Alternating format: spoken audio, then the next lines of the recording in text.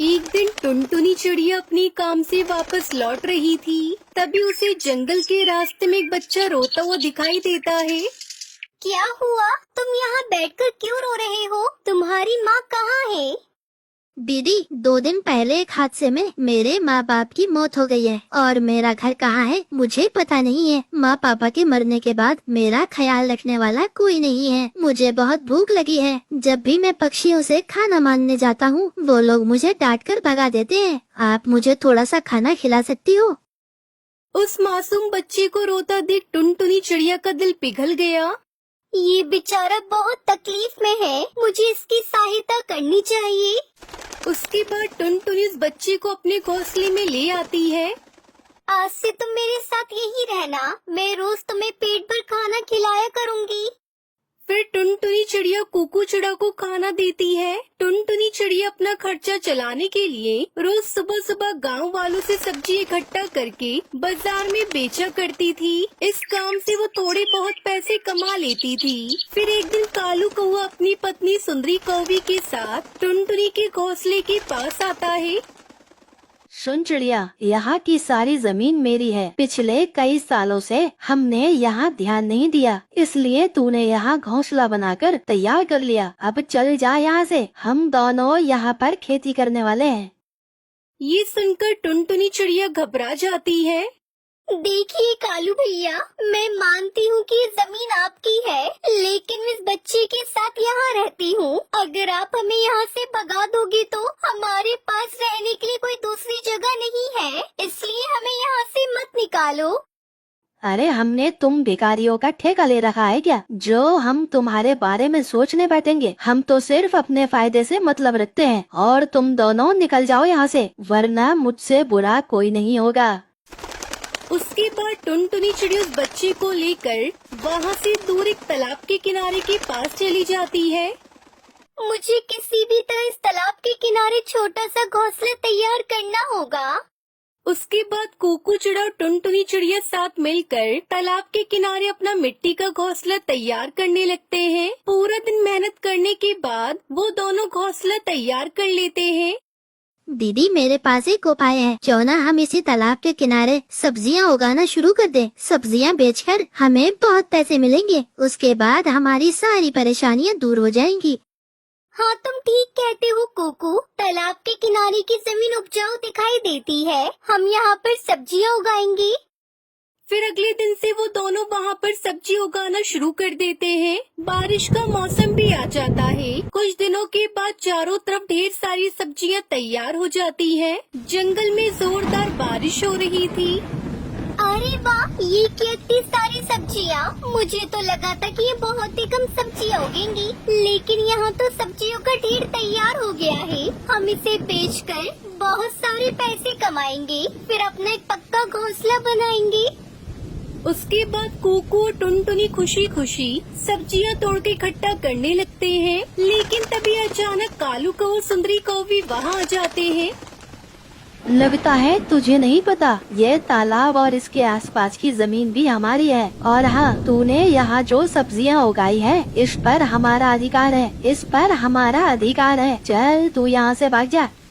देखो, मैं तुम्हारी हर बात नहीं मानने वाली। मुझे अच्छी तरह पता है तालाब जंगल के किनारे है, यहाँ पर किसी पक्षी का कोई अधिकार नहीं। तुम दोनों मुझे बेवकूफ बनाने की कोशिश मत करना। तभी कालू कौआ डंडे से टुनटुनी चिड़िया और उस बच्ची को पीटने लगता है। हमें छोड़ दो, हमें जाने दो। तुम हमें इतना परेशान क्यों कर रहे हो? हमने तुम्हारा क्या बिगाड़ा है? लगता है आज के लिए इतना काफी है। अब ज्यादा जबान चलाई न मुझसे, मैं तुझे जान से मार दूंगा।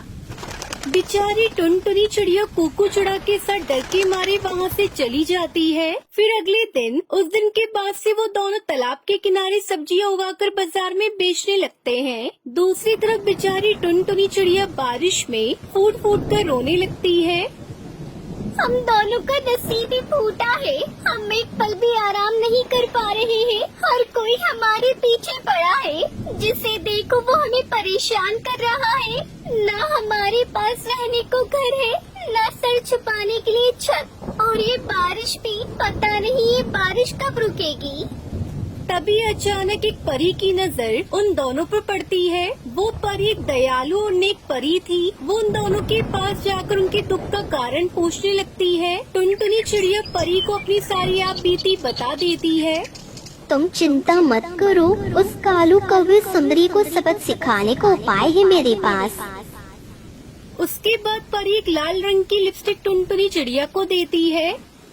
तुम उस तालाब के किनारे जाओ और इस लिपस्टिक को अंदर मौजूद पानी में डाल दो। फिर अगले ही पल वहाँ पर एक विशाल जादुई लिपस्टिक का घर तैयार हो जाएगा। वो हमेशा तुम्हारी बात मानेगा और तुम्हारी हर इच्छा पूरी करेगा।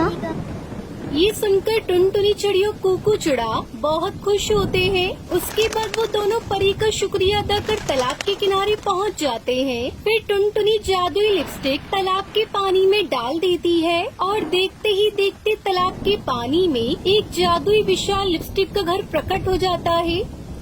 मैं तुम्हारी सहायता करने के लिए प्रकट हुई हूँ टुनटुनी। बोलो तुम क्या चाहती हो? हम दोनों के पास रहने की जगह नहीं है, तुम हमारे रहने का इंतजाम कर दो। टुनटुनी कितना कहते ही उस विशाल लिपस्टिक के घर के ऊपर दो बड़ी खिड़कियां दरवाजा प्रकट हो जाता है। ये देखो, मैं घर के रूप में बदल गई हूँ। आज से तुम दोनों मेरे अंदर रह सकते हो। लिपस्टिक के घर को देखकर वो दोनों बहुत खुश होते हैं। लेकिन तभी अचानक कालू कौवा और सुंदरी कौवी वहाँ भी आ जाते हैं और लिपस्टिक के घर को देखकर हैरान रह जाते हैं। यह तालाब जादुई है और इसने जादुई लिपस्टिक का घर प्रकट करके दिया है। देखो सुंदरी, ये लालची चिड़िया फिर से यहाँ आ गई। चलो इन दोनों को मारकर यहाँ से भगा देते हैं। इसके बाद ये लिपस्टिक का घर हमारा हो जाएगा। मेरी होती हुए तुम दोनों इनका कुछ नहीं बिगाड़ सकते।